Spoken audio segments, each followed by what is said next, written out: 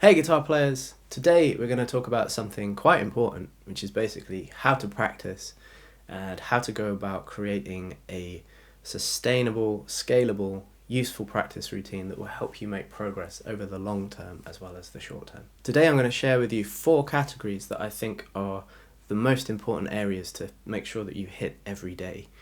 This is kind of aimed at primarily intermediate sort of level players that have ambitions of taking this to a pro level, but I think this is potentially useful to players of all experience levels and all genres as well, which is the important part. All of these categories are quite fundamental, and I'm going to talk about what you can include in each of these categories, and then towards the end I'm going to give you an insight into some of the things that I'm practicing myself. Now, this all came about at the suggestion of one of my students who had a finite amount of time to practice each day, and he wanted to make sure he was getting the most out of the time that he had.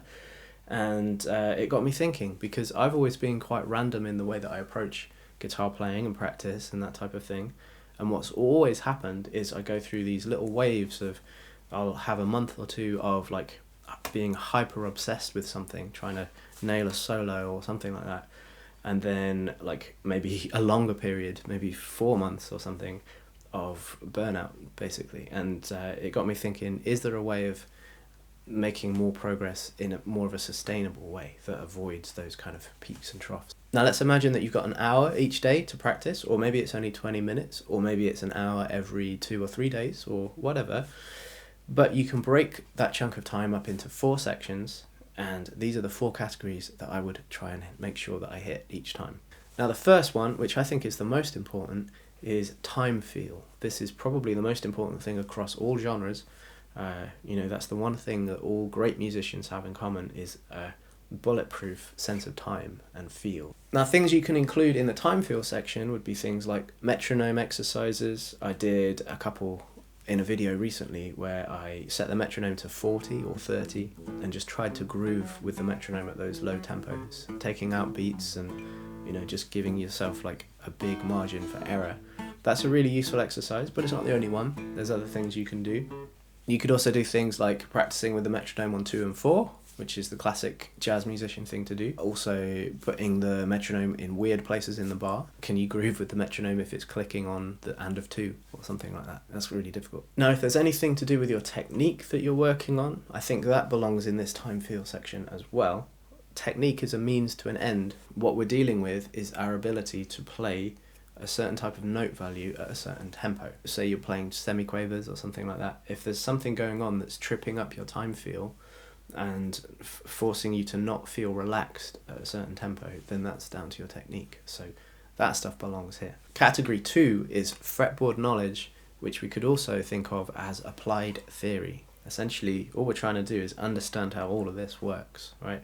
So if you're working on a particular scale, chord voicings, or maybe if you're doing this sort of triadic journey that I've spoken about quite a bit on this channel, learning your triad inversions all over the fretboard, that's all to do with fretboard knowledge and applied theory, and that's a really, really useful category to be focusing on. Another thing you could try would be to find a random note generator.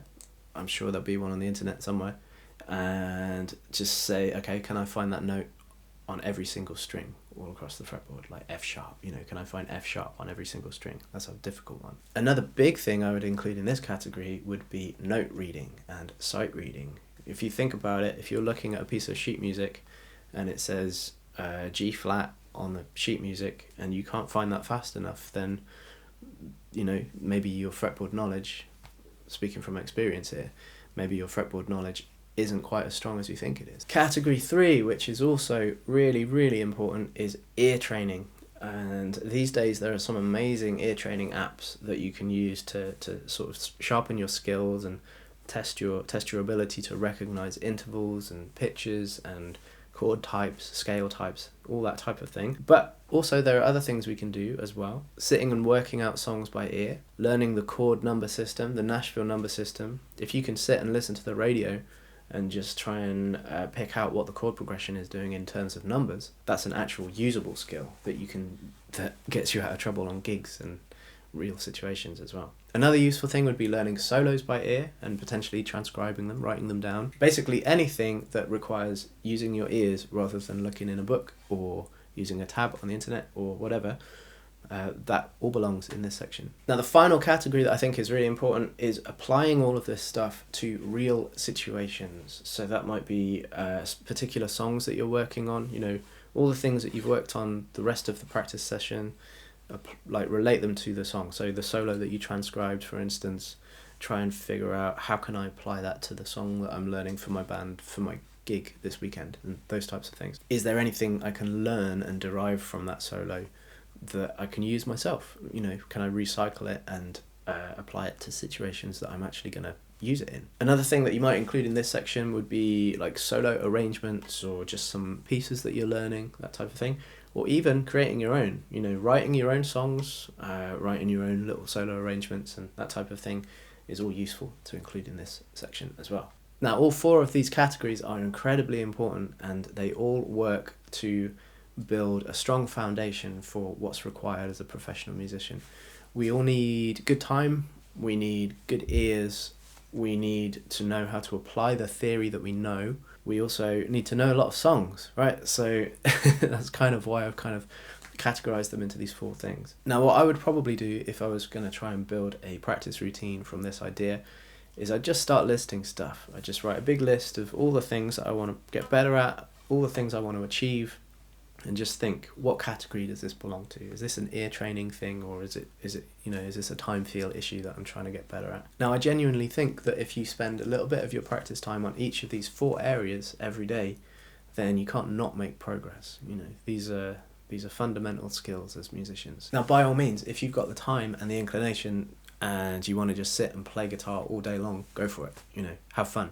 Remember that practice time and playing time are different things, and perhaps the way we approach the two are different. That doesn't mean practice doesn't have to be fun, mind. We want to keep this stuff as fun as possible. And I would do all of these things through the lens of improvisation, improvisation and creativity. And I would definitely make it a fun thing to do rather than a chore. But don't go into your practice session expecting to sound good. That's not why we do this.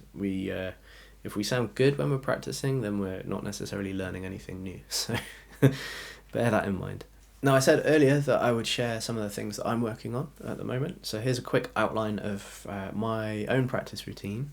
For my time feel, I'm working on predominantly the metronome at 30 thing, trying to groove with the metronome really slow. And then there's a couple of technical things that I'm trying to deal with. So one is like playing 30-second notes at 80 beats per minute, and then a couple of picking things that I'm trying to get quicker. For my fretboard knowledge section, I'm predominantly just working on reading at the moment and sight reading. I'm trying to just gather up a bunch of violin music and read through that, because it's all really difficult and a real nightmare to play.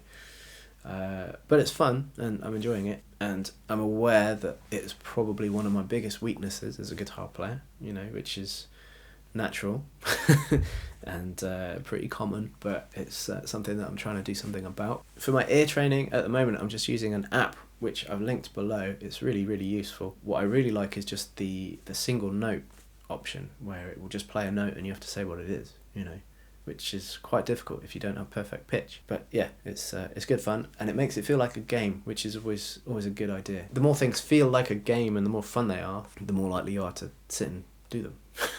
For real situations, I'm learning songs all the time. That's one of the things that my job requires is, people come in for a lesson and want to learn a particular song, so I help them out with working it out.